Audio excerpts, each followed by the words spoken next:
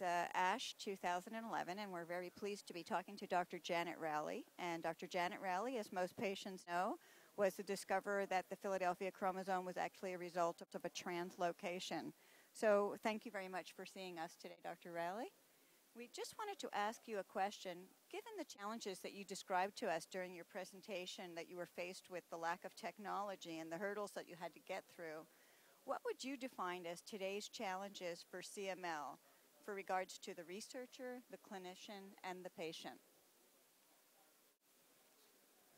Well, I think that from the standpoint of research and looking at it particularly from the cytogenetics point of view, we knew in blast crisis that we saw through the 70s and 80s that patients had many chromosome abnormalities, which may possibly be due to some of the treatment, because patients were treated with busulfan, which is a DNA damaging agent.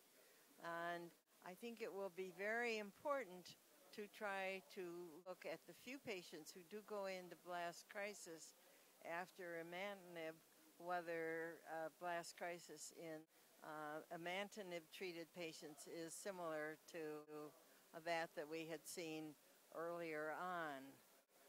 Looking at from the patient's point of view, I think that the major questions are, can treatment be improved even more for some of the rare mutations which so far have not responded to treatment, though Dr. Drucker did mention a new one that might be more effective in some of these mutations. And the problem that he also talked about, which is the recurrence of CML in patients who have a complete molecular response, the recurrence in about half of the patients if they stop imatinib, because looked at realistically, imatinib is a very expensive treatment, and to face that expense for your lifetime is going to be a real problem for a number of patients. So I think that to try to find some way to really cure patients rather than just treat them effectively, but still requiring long-term drug therapy, that a cure would be is a goal.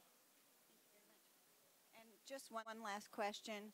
Can you recap for the patients who weren't here and saw the presentation, why were you interested in researching CML in the first place? We had new tools, namely chromosome banding, which allowed us to identify precisely what the chromosome changes were that we saw in patients in the 10 years that bone marrows from leukemia patients were being studied prior to banding.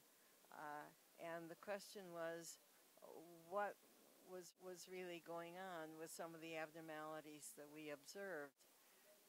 I looked at CML because it had a specific abnormality, but patients in blast crisis had many more abnormalities, and I wanted to try to define what those abnormalities were. It was in the course of that study of the blast crisis patients that I noticed that in addition to the Philadelphia chromosome, all the patients had an abnormality of chromosome 9, namely an extra piece of material which looked just like the missing piece of chromosome 22. This raised the possibility that this was a 922 translocation. I'd previously seen a translocation, the 821 translocation, about 6 months earlier, and as a consequence, I was the fact that the Philadelphia chromosome was really a translocation was an important discovery for me, but it followed on with what I had seen previously. Well, we are forever grateful that you made that and you took the time to go through it and look through all of the specimens from patients in order to discover that, and we can't thank you enough. And thank you very much for coming to see us and being here and for all that you continue to do. Thank you. I'm delighted to be able to be of help. As a physician myself, seeing patients respond to treatment and being greeted by patients who are 10 or 12-year survivors, which just wouldn't have been possible years ago, is an enormous pleasure. Thank you. I just celebrated my 11th year, too. Thank you.